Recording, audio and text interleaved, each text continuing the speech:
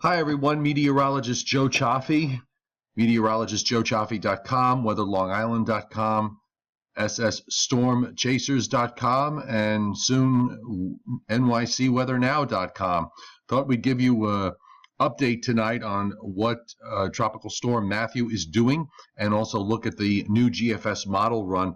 Well, you can see on the water vapor imagery, it is very well developed indeed as far as the tropical storm is concerned. It continues to show an expansion of the thunderstorms. An inner core has not formed yet, but the Air Force reconnaissance aircraft has been reporting winds to hurricane force or higher, 70 to 73 knots, being indicated in an area over on the northern side. So let me just get a little, there we go. And right up in there, we're seeing a lot of reports there of winds of over 70 knots. One other thing I want to point out, if you look right in here and here, these are patches of dry air. This dry air comes off South America and it downslopes from the mountains there, so the air is very dry. But what happens over time is that this area shrinks. As we put it back into motion, you'll see what happens. Those brown patches gradually start to disappear, but there's still probably enough dry air nearby that it will impede rapid strengthening, at least. The system is so well developed that I wonder if it may wind up just overcoming all this as it continues to move on toward the west. Meanwhile, I just want to show you too, you got this area here. This is part of that trough that you see in the eastern states, and you can see it pretty well here on the loop. This is that upper low that is moving into the Ohio Valley. A lot of these clouds are moving from southwest to northeast. So this is that weakness that we've been talking about, that Matthew will be eventually feeling the impact of it and gradually will turn toward the northwest and move possibly between Jamaica here and the southern shores of Haiti and over western Cuba, and eventually emerging into the Bahamas sometime early on Tuesday. Now, I want to point out that the European, which has been doing the same thing, has been much slower in its track. It takes a similar track, but it takes an extra couple of days for it to go through this. So a lot's going to depend on how strong the steering currents are here and whether the European is seeing something that the GFS model and other models are not seeing. Here's the regular satellite view, and you can see there's Matthew. Actually becomes a little more concentrated here in the last few frames as it continues to move toward the west. These clouds moving southwest to northeast around that deep trough in the eastern states, and we can show you that right there. There's that big upper low. That is really the reason why we're going to see this system respond to the weakness, because its circulation is very large and it covers most of the eastern two-thirds of the United States, and it extends down into the Gulf of Mexico. Otherwise, this system would probably just continue to move straight to the west. So we've been saying that one of the keys to all this is how this upper low winds up pulling out over time, and that's something that we're going to watch very closely. And when we look at the GFS, now there are a couple of developments tonight that on this particular model run that change the profile in the longer term. So let's go through that, and you'll see here. There's Matthew right here. In the upper areas of the atmosphere. And based on the GFS, it passes north of Curacao and Aruba. And then as we move into Saturday, that's when it makes that turn to the northwest. And you can see it takes it right in between Jamaica and the south shores of Haiti. By Monday, it's crossing western Cuba, and there it is on Tuesday in the Bahamas. Now, when we look at the upper features in the atmosphere, the model has what's left of the upper low right in there. Okay, it's weakened considerably over time, and here's that deep western trough, and here we have Matthew right there. So at this point, it's not really feeling any influence by these westerly winds that lie from Virginia northward, and it's also not feeling the influence yet of that trough out to the west.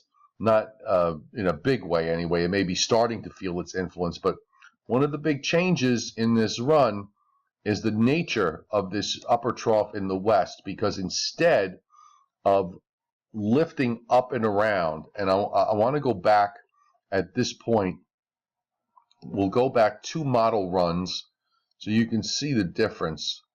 We'll go back to this afternoon's run, and that trough, now you see how it lifts up and around like that, right in there, okay?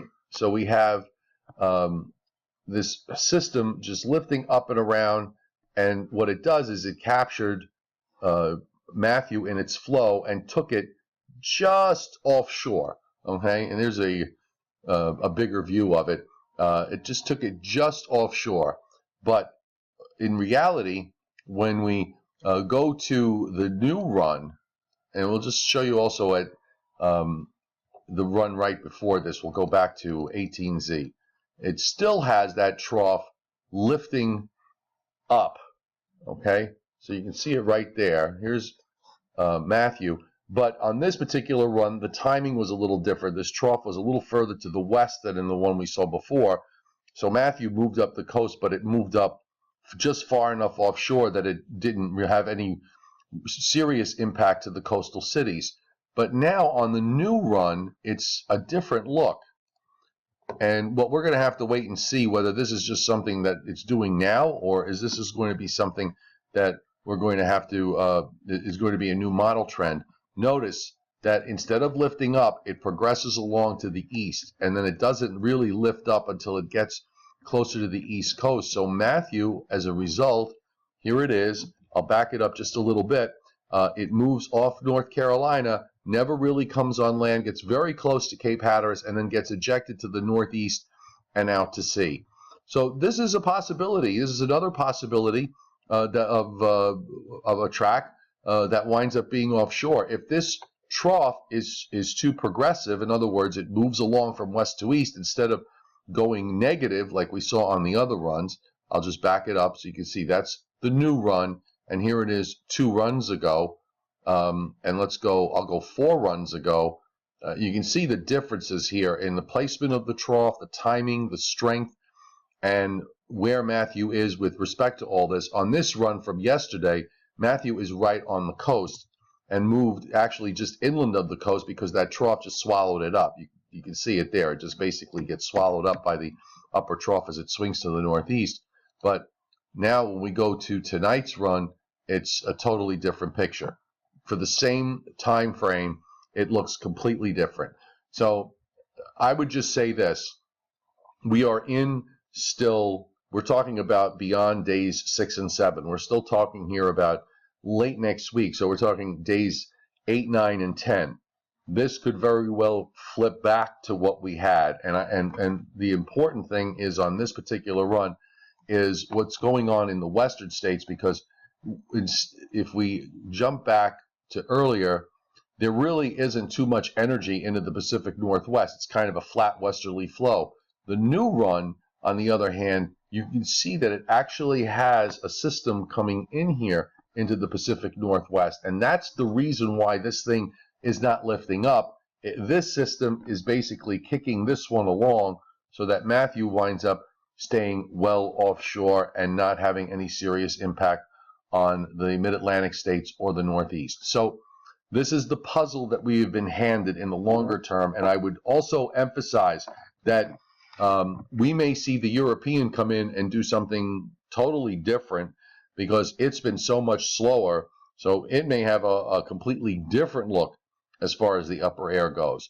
So we're still in flux about where this is going to wind up beyond Monday night. I think the idea of it going up toward between Jamaica and the Dominican Republic, the southern shores of Haiti, somewhere in there, over western Cuba and going into the Bahamas, all the models seem to have that.